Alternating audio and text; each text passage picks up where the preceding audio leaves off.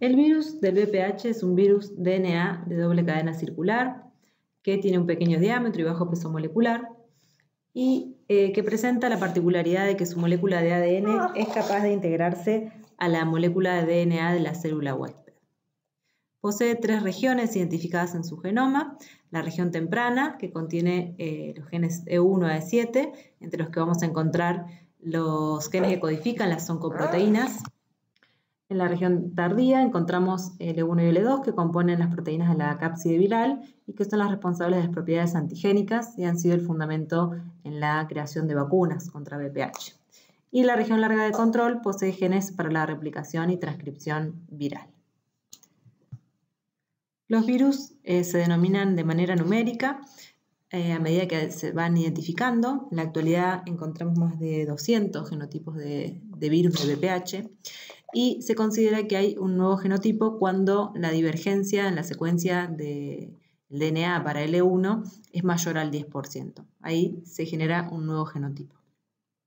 Los genotipos 6 y 11 son los que están presentes en el 90% de las verrugas genitales, que son la lesión benigna asociada a la infección genital por HPV, y los tipos 16 y 18 se encuentran casi en el 70 u 80% de los carcinomas de cuello uterino.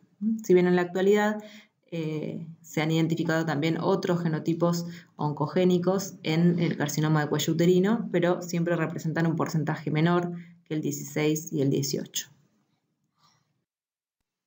Podemos clasificar a los genotipos de HPV como asociados a enfermedad benigna o de bajo riesgo, esto es, hablamos de riesgo de transformación oncogénica, o genotipos asociados a carcinogénesis o de alto riesgo.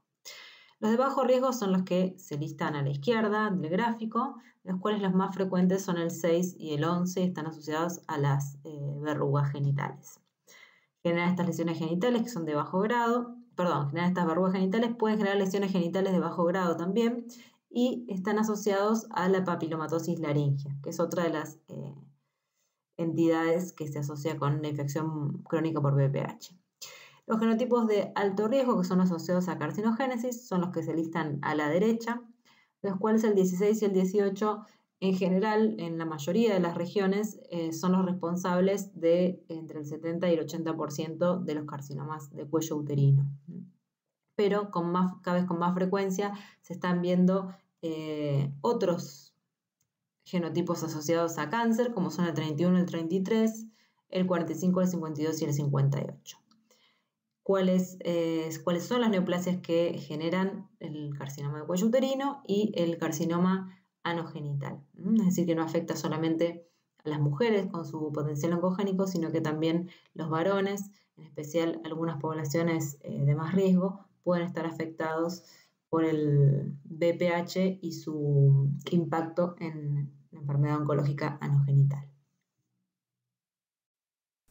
En esta diapositiva vemos algunas fotos de las verrugas genitales producidas por VPH en distintas localizaciones, en varones y en mujeres, y un esquema solamente del carcinoma de cuello uterino, con distintos grados de invasión del epitelio. El HPV se transmite fácilmente. El virus ha sido muy exitoso en su mecanismo de transmisión. La principal vía es la sexual, por eso lo estamos viendo ahora en ITS, y es a través del contacto íntimo de epitelios que están excretando virus en sus células más superficiales y tomen contacto con alguna abrasión a nivel de la piel que exponga la membrana basal o con otros epitelios en donde sea más fácil el acceso a esta estructura, que es donde va a ser el primer contacto del virus. La adquisición entonces es por el contacto genital piel con piel y es importante que no es necesario el coito con penetración para que se produzca la transmisión. Por eso el preservativo reduce el riesgo, pero no lo elimina por completo. Alrededor del 50% de las mujeres sexualmente activas se infectan con VPH oncogénicos, es decir, los que vimos a la derecha en el cuadro que escribimos los genotipos, en algún momento de su vida. Y esto ocurre en general tempranamente durante los primeros 4 a 5 años después del inicio de las relaciones sexuales. Por eso es tan importante que la estrategia de vacunación sea antes del inicio sexual. La infección por VPH es una de las enfermedades de transmisión sexual más prevalentes globalmente, tanto en la población de mujeres como en la población de varones, y su adquisición ocurre a temprana edad. Esto va a variar según la edad en la que sea el inicio sexual, que en la región de Buenos Aires los estudios determinan que es alrededor de los 15 y 16 años para varones y mujeres. La mayoría de las infecciones que genera este virus son transitorias, pero también es capaz de generar infecciones persistentes y transformación oncogénica de los epitelios que infecta. El principal impacto de esta enfermedad está dado por su capacidad y su relación con el carcinoma de cuello uterino, ya que el virus del HPV está presente en más del 90% de los carcinomas de cuello. Si bien no es una causa suficiente para que ocurra una transformación maligna, sí es una causa necesaria.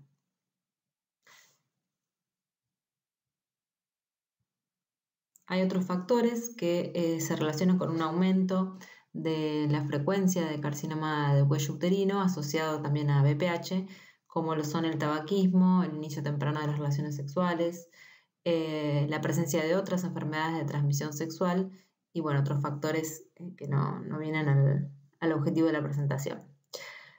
¿Qué ocurre en Argentina con el carcinoma de cuello uterino? Es, como en muchos lugares del mundo, especialmente en América Latina y el Caribe, el segundo cáncer en frecuencia luego del cáncer de mama. Aproximadamente 5.000 mujeres al año se diagnostican con esta entidad, con una tasa de mortalidad de 7 por 100.000 mujeres. Esta tasa de mortalidad varía mucho en las distintas regiones de nuestro país. En el noreste llega a duplicarse, llega a 14 cada 100.000, y en la región de Buenos Aires es menos de 3 cada 100.000 mujeres. O sea que hay varias diferencias regionales. Lo mismo ocurre con los genotipos circulantes. El 16 es el que se encontró con más frecuencia en todas las regiones, le sigue el 18, y después en algunas regiones como Santiago del Estero y otras del NOA y del NEA también se ha encontrado una frecuencia bastante elevada de los otros genotipos, del 33 y el 58.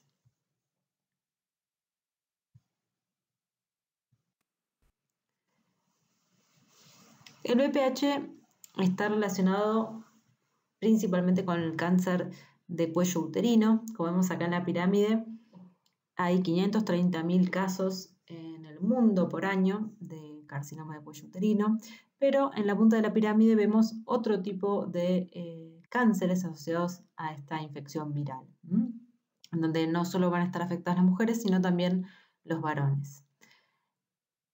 Estos son el cáncer anal, el cáncer orofaringeo, en donde los varones tienen más frecuencia, el cáncer de vulva, de pene y de vagina. Sigue siendo, por supuesto, el cáncer de cuello uterino lo más relevante en cuanto a la patología de HPV. En Argentina causa 2.000 muertes por año el carcinoma de cuello uterino y es una enfermedad evitable casi completamente, que además afecta a mujeres jóvenes, entre los 30 y los 45 años es donde tiene mayor impacto. ¿Cuáles son las intervenciones de las que disponemos para poder tener impacto y reducir este número? Una de ellas es la vacunación, que está ya hace varios años incorporada en el calendario nacional de inmunizaciones de la Argentina, que inicialmente contempló a las mujeres, a las niñas de 11 años, y que a partir de 2017 también incorporó a los varones para protegerlos también del VPH y también para lograr inmunidad de rebaño y proteger indirectamente a las mujeres del VPH, ya que las tasas de vacunación en mujeres, en adolescentes, eran subóptimas. Bien, además de la vacunación, tenemos estrategias de tamizaje, detección y tratamiento de las lesiones preneoplásicas y neoplásicas de carcinoma de cuello uterino. Porque una ventaja que tenemos con este virus es que el tiempo entre la infección y el desarrollo de un carcinoma infiltrante es de entre 10 y 15 años. O sea que tenemos todo ese tiempo para que la mujer que se ha infectado pueda ser detectada por el sistema de salud y pueda ser tratada acorde al estadio de su enfermedad. Estas estrategias de tamizaje y detección recientemente incluyen también los llamados test de BPH. Hay un programa nacional de prevención del carcinoma de cuello uterino que ha implementado ya en varias provincias el uso de este test para la detección de los virus HPV de alto riesgo en muestras de mujeres entre 25 y 35 años, o bueno, a veces varía en cada provincia el grupo etario en el que se ha implementado.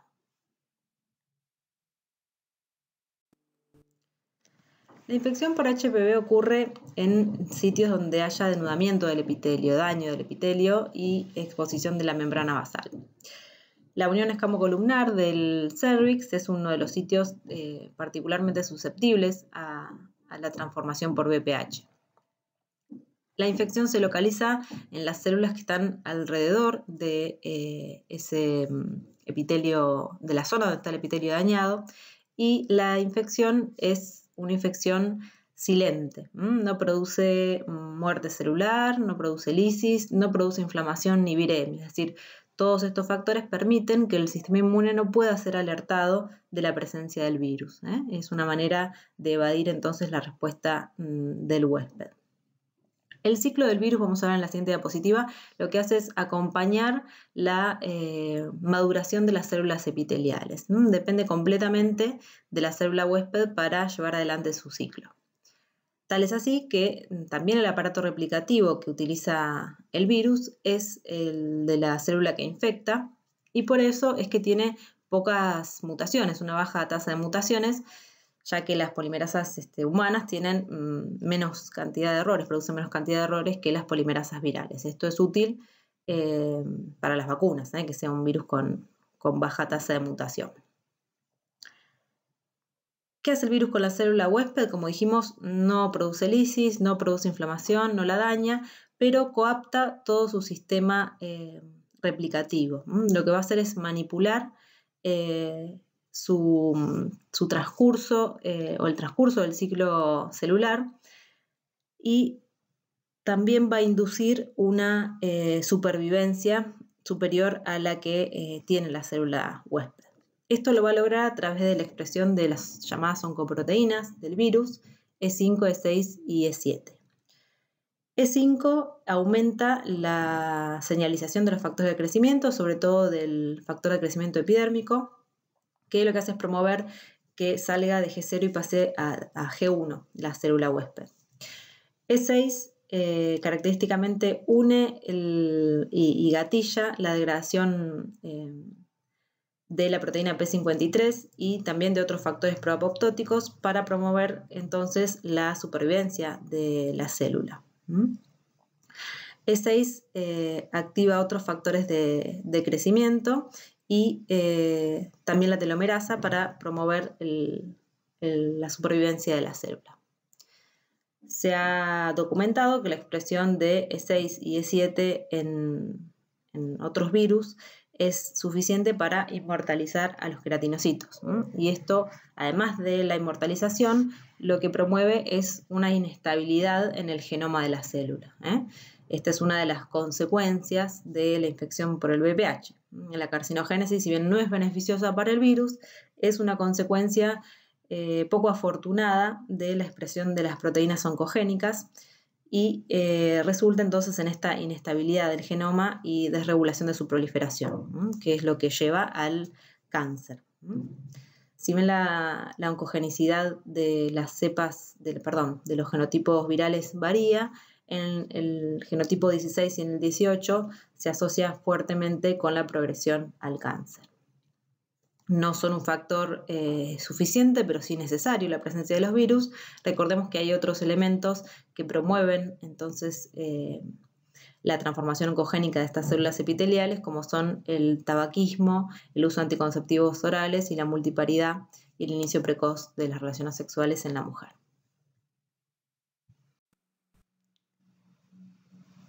En esta figura vemos un esquema del ciclo vital de BPH. Como vemos, una abrasión del epitelio lleva a una exposición de la membrana basal y de los queratinocitos basales al virus.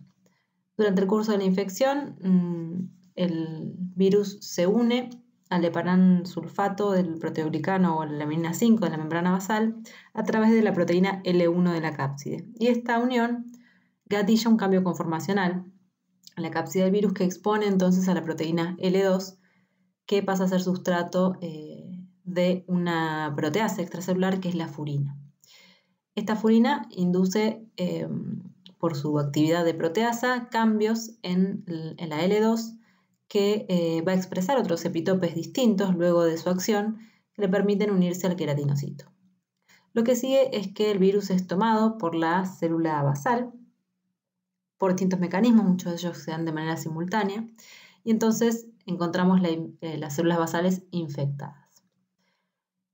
El genoma del virus se replica en copias episómicas que luego se segregan a la progenie de las células hijas de esa célula inicialmente infectada. Las proteínas tempranas C6 y E7 son clave en estimular la proliferación continua y E1 y E2 son fundamentales en la replicación del genoma a un gran número de copias. En la diferenciación terminal de las células epiteliales que han llevado, digamos, la infección por BPH durante toda su maduración, se activa entonces en la etapa esta terminal la expresión de E4, L1 y L2. L1 y L2 para conformar el empaquetamiento del virus y los viriones se van entonces a liberar con ayuda de E4 que lo que hace es desintegrar los filamentos de la citoqueratina. Las células epiteliales, entonces el queratinocito se libera también a la superficie y todo el ciclo de vida del virus se ha completado sin que se haya causado menor daño a las células huésped y sin viremia sistémica y aparentemente tampoco gran inflamación, lo que evita la activación de las células presentadoras de antígeno locales del tejido. Afortunadamente, la mayor parte de las infecciones por HPV de alto riesgo no progresan a cáncer, sino que se resuelven espontáneamente. Es decir, el sistema inmune tiene capacidad de controlar esta infección antes de que el cáncer se desarrolle. Se sabe que hay un aumento en la carga de enfermedad asociada a BPH en pacientes con deterioro de la inmunidad, sea medicamentosa, es decir, iatrogénica, por ejemplo, los receptores de trasplantes que reciben inmunosupresores, o en otras entidades, sobre todo las que producen deterioro de la inmunidad celular. Como vimos en el ciclo vital del virus, el proceso por el cual las células epiteliales son infectadas lleva una cierta cantidad de horas y esto ofrece una ventana para la acción de los anticuerpos neutralizantes, sean inducidos por vacuna o naturales, porque los anticuerpos solo van a poder actuar cuando el virus se encuentra por fuera de las células, no cuando ya se encuentra infectando el queratinocito. El primer paso luego es la detección del daño por las células de la respuesta inmune innata, es decir, las células presentadoras de antígeno y su posterior activación. La secreción de citoquinas proinflamatorias apoya el procesamiento del antígeno viral y la migración de estas células al ganglio locorregional y ahí entonces la estimulación de los CD4 específicos y también la activación de los CD8. La activación de la respuesta inmune local resulta en la atracción de efectores no específicos como son los natural killer, también la secreción de interferón que puede directamente afectar la infección por BPH en las células epiteliales y también atrae a más células presentadoras de antígeno que van a generar la activación del sistema inmune adaptativo. Este estado inflamatorio provee las señales que también atraigan a los efectores CD8. Es fundamental la inmunidad mediada por células T, ya que van a ser capaces de actuar sobre las células de la capa basal, en donde el virus está infectando el epitelio, que sería un paso clave para el clearance de la infección. Las células plasmáticas van a secretar anticuerpos que pueden acceder al sitio de infección o a través de la sangre o a través de la secreción en la mucosa. Recordemos que solamente las partículas virales y no las células infectadas por VPH pueden ser objetivo de estos anticuerpos neutralizantes, que por ende no van a lograr curar una infección, pero sí pueden detener que se produzcan nuevas infecciones. Estos anticuerpos, esta respuesta a anticuerpos en las mujeres ocurre varios meses después de la infección y los niveles detectados no son necesariamente suficientes para prevenir una infección posterior por el mismo tipo viral. Se cree que la protección para el VPH está mediada fundamentalmente por la inmunidad celular y que los anticuerpos no contribuyen tanto a esta protección. El diagnóstico de la infección por VPH se realiza mediante la detección de ácidos nucleicos, puede ser DNA o ARN, y las muestras válidas son las que se citan acá en la diapositiva: el cepillado endocervical o CitoBrush, que se tiene que hacer con un cepillo que no tenga nada de material orgánico, como siempre ocurre para las técnicas de PCR, porque esto lo puede inhibir. Hay que evitar también el sangrado, porque esto también es un inhibidor de las técnicas de PCR. Y una vez que se toma la muestra, se conserva en un medio líquido adecuado para PCR, que hay muchos medios comerciales para este uso. La biopsia también es una muestra válida. No se coloca en formol, sino en solución salina. Y la orina tiene mucho menos sensibilidad, así que no se aconseja. El cepillado anal, con las mismas características que el endocervical, pero tomándose en varias zonas. Y también hay otras muestras como de algunas de las zonas del pene para la toma de muestra en varones. La citología cervical puede ser útil cuando detecta la vacuolización citoplasmática perinuclear, que es la coilocitosis, en la tinción de Papá Nicolau.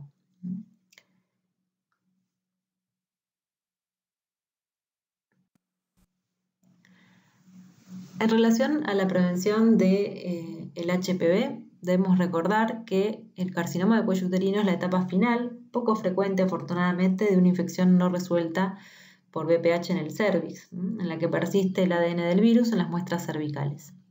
Esa persistencia es el evento necesario para el desarrollo del carcinoma de cuello uterino. Entonces vamos a tener dos estrategias de prevención. Por un lado, la prevención primaria, que intentará evitar la infección cervical por VPH, y esto se logra a través de la vacunación. Y por otro lado, la prevención secundaria, que va a ser la de, va a intentar, digamos, evitar las complicaciones de la infección por VPH, que sería evitar el carcinoma de cuello uterino. En realidad sería detectarlo tempranamente para poder tratarlo. Prevención primaria entonces a través de la vacunación y secundaria a través de la citología cervical y del test de VPH, que es una de las herramientas que tiene más uso recientemente, que va a detectar a aquellas pacientes que tengan excreción de los virus de alto riesgo, ¿sí? La técnica que se utiliza es un test para detección de virus de alto riesgo y entonces plantear otro tipo de seguimiento para esas pacientes. El test de VPH tiene un valor predictivo negativo muy alto, con lo cual aquellas pacientes que tengan test de VPH negativo durante los próximos años tienen muy bajo riesgo de desarrollar carcinoma de cuello uterino.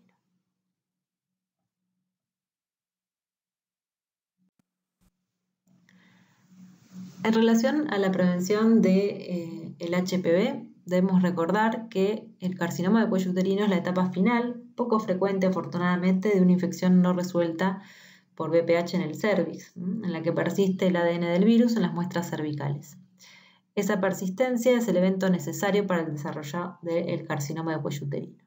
Entonces vamos a tener dos estrategias de prevención. Por un lado, la prevención primaria, que intentará evitar la infección cervical por VPH, y esto se logra a través de la vacunación.